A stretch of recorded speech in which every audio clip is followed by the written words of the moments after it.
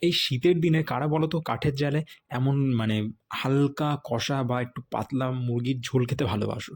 তো চলো তোমাদেরকে আজকে একটা জিনিস দেখাই। তো অনেক দিন বাদে কিন্তু আজকে ঠান্ডাটা কিন্তু জাঁকিয়ে পড়েছে। তো আজ যেহেতু 25শে ডিসেম্বর, তো আজকে বাড়িতে রান্না হচ্ছে কিন্তু পোলট্রির মাংস বা চিকেন। তো কাঠের জালে সম্পূর্ণটা, তোমরা তো সকলেই জানো যে গ্যাসের রান্না হয় আলাদা স্বাদ আর কাঠের জালের রান্না কিন্তু আলাদা একটা স্বাদ হয়। তো এটা সকলে জানে, যারা খেয়েছে তারা কিন্তু বলতে পারবে তফাৎটা কোথায়।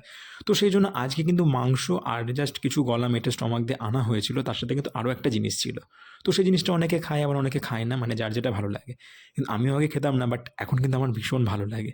তো সেই জন্য কাঠের জালে আর শীতের সময় কাঠের আগুনের পাশে বসতে কিন্তু আলাদাই একটা মজা লাগে।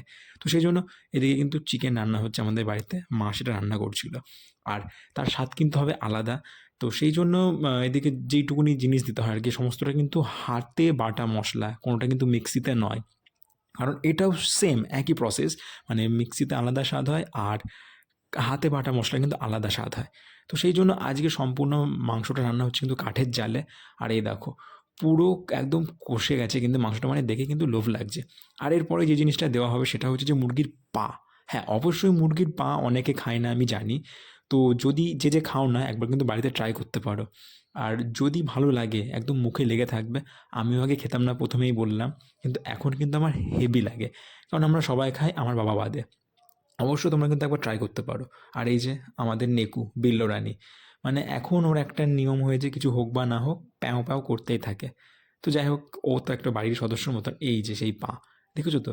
মানে মাংসটা কষানো হয়ে যাবে তারপরেই কিন্তু দিতে হবে। আর যদি এর মধ্যে কিন্তু আমার কিন্তু অলরেডি কষানো মাংস এক পিস খাওয়া হয়ে গেছে, মানে নুন ঝালটা টেস্ট করার জন্য।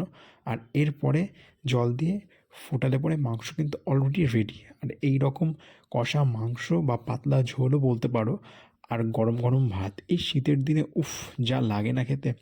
অবশ্যই এরকম যারা খেয়েছো কাঠের জালের রান্না কমেন্ট করে কিন্তু জানাবে। আর আমার এই ছোট্ট মিনি ব্লগটা কেমন লাগলো তোমরাও কিন্তু কমেন্ট করবে। আর যদি ভালো লাগে অবশ্যই চ্যানেলটি সাবস্ক্রাইব করতে কিন্তু ভুলবে না। আর এই শীতের দিনে চলো তাহলে খাওয়া যাক গরম গরম খানিকক্ষণ বাদেই মাংস আর ভাত।